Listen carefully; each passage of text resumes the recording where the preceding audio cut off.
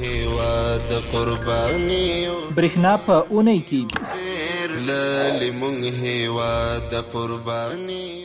د هرات ولایت رباطسنګي ولسوالۍ قومي مخورو سره د افغانستان برېښنا شرکت عمومي رئیس لیدنه.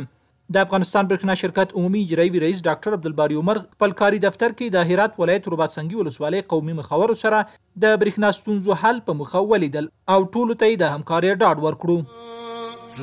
لمونږ هیواد قرباني مستفید شدن 200 خانواده در غزنی از نعمت برق. ریاست حوزه غزنی برشناد یک ترانسفرمر با ظرفیت 200 کیلوولت امپیر را در شهرک سنجتک نصب و به بهره برداری سپرد.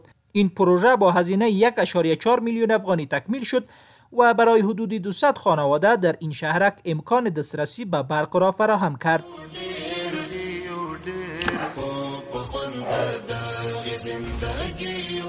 هیواد کې د برېښنا انرژي تولید برخه کې پانګونې ته د چینایي کمپنۍ لیوالتیا.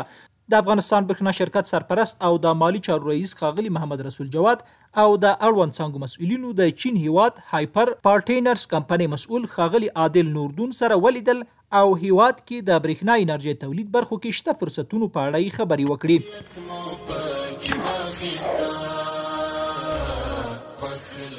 اصلاح و تنظیم بخش‌های متعدد در 3 کارخانه تولید برق.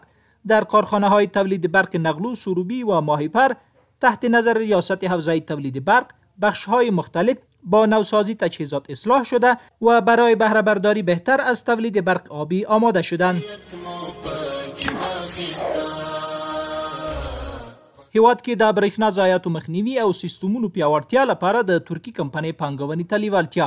د افغانستان برېښنا شرکت سرپرست او مالی چارو رئیس ښاغلي محمد رسول جواد د ترکی امساج کمپنۍ مسؤلینو سره ناسته کې د دوی له لوري وړاندې کیدونکو خدمتونو په اړه خبرې وکړي. د یادې ترکی کمپنۍ مسؤل ښاغلي جعفر وویل چې دوی غواړي د برېښنا ضایعاتو مخنیوي لپاره نوي سیستمونه رامنځته او د سبسټیشنونو او شبکو غځونې برخو کې پانګونه وکړي.